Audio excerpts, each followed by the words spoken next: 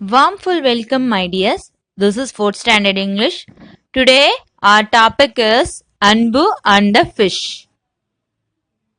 Do you have fish in your home? Say yes or no. Here, அன்பு அப்படிங்கிற ஒரு பையன் ஃபிஷ்ஷை வச்சு என்ன செய்யறான் அப்படிங்கறத இந்த ஸ்டோரியில நம்ம பார்க்க போறோம். Characters in this story: அன்பு, Madan, Anbu's father. Anbu was talented in catching fish. He always went to catch fish with Madan. They usually used Doti as a net to catch the fish. Anbu also made fishing rods using sticks and thorns at home. அன்பு அப்படிங்கிற ஒரு பையன் fish பிடிக்கிறதுல ரொம்ப டேலண்டா இருந்தான். அவன் மீன் பிடிக்கும் போது அவனோட ஃப்ரெண்ட் மதனை கூட்டிட்டு தான் போவாங்க. அவங்க ரெண்டு பேரும் என்ன பண்ணுவாங்க, நெட்டுக்கு பதிலா டோத்தினானது வேட்டியை தான் யூஸ் பண்ணுவாங்க. அன்பு மீன் பிடிக்கிறதுக்காக ஃபிஷிங் ராட்ஸும் தான்ஸும் வச்சிருந்தான். Then they shared the fish equally. Unlike their friends, Anbu and Madan were always careful while fishing. They never went deep into a pond or river. Every Sunday, they would go in search of earthworms to use them as bait. They enjoy searching for earthworms. Once the bait was ready, they would go fishing. அதுக்கப்புறம் அவங்க ரெண்டு பேரும் fish பிடிச்ச பிறகு share பண்ணி ஈக்குவலா எடுத்துக்குவாங்க. அன்புவும் மதனும் fish பிடிக்கும் போது ரொம்ப கேர்ஃபுல்லா இருப்பாங்க. எப்பவுமே குளத்துக்கு நடுவுலையும் ஆத்துக்கு நடுவுலையும் போக மாட்டாங்க. எவ்ரி சண்டே என்ன பண்ணுவாங்க, மீன் பிடிக்கிறதுக்காக மண்புழுவை தேடி போவாங்க. ஏன் மண்புழுவை தேடி போவாங்க? மீன் பிடிக்கும் போது பாத்திருக்கீங்களா, ஒரு ஹூக்ல மண்புழுவை மாட்டி ஃபிஷ் ராட்ல வச்சு அத தண்ணிக்குள்ள விடுவாங்க. அதை தண்ணிக்குள்ள விட்டோன்னு என்ன பண்ணும், மீன் வந்து சாப்பிட வரும். அந்த மீன் அதை சாப்பிட வரும்போது அந்த மீன் அவங்க பிடிச்சிருவாங்க. அதனாலதான் எர்த்வார்ம்ஸ் தேடுறதுக்கு எவ்ரி சண்டே போயிடுவாங்க. அவங்க ரெண்டு பேரும் என்ஜாய் பண்ணி அந்த எர்த்வார்ம தேடுவாங்க. அவங்க ரெண்டு பேரும் இது மாதிரி தேடி ஃபிஷிங்க்கு ரெடியா இருக்காங்க. On Sunday, Anbu was not happy. They were able to catch only 3 fish. The fish were very small to cook, so they decided to grow the fish at home. Anbu filled the jar with water and let the 3 fish into it. The fish excited and swam in different directions. ஞாயிற்றுக்கிழமை அன்பு வந்து சந்தோஷமா இல்ல. அன்பு ஏன் சோகமா இருந்தா, அவங்க பிடிச்ச மீன் ரொம்ப குட்டியா இருந்துச்சு. அவங்கனால அதை குக் பண்ணி சாப்பிட முடியாது.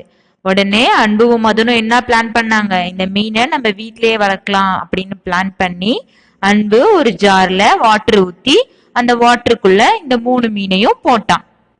அந்த ஃபிஷ் என்ன பண்ணுச்சு, டிஃப்ரெண்ட் டைரக்ஷன்ல ஸ்விம் பண்ணி போச்சு. அன்பு thought the fish was hungry and dropped earthworms into the jar. But to his surprise, the fish did not eat. He saw their eyes and could feel their fear. அன்பு நினைச்சா இந்த மீனுக்கெல்லாம் பசிக்குது அப்படின்னு சொல்லிட்டு என்ன பண்ணா, மண்புழு எல்லாம் பிடிச்சாங்களே அதை எடுத்து ஜாருக்குள்ள போட்டான். ஆனா எந்த மீனுமே அந்த மண்புழுவை சாப்பிடவே இல்லை. Next morning, he went straight to the fish jar from his bed. He saw only 2 fish in the jar. He searched for the fish everywhere. Then he saw 1 fish on the floor. அடுத்த நாள் காலையில அன்பு கண் முழிச்சதும் நேரா fish tank கிட்ட போனா. அப்போதைக்கு அந்த ஜார்ல பாக்கும்போது 2 மீன் தான் இருந்துச்சு. இன்னொரு மீனை காணோம். உடனே அவன் என்ன பண்ணா, தேடி தேடி பாக்குறான். எந்த இடத்துலயுமே அது கிடைக்கல. ஒன்னு கீழே பாக்குறான், அது ஃப்ளோர்ல கிடைச்சது.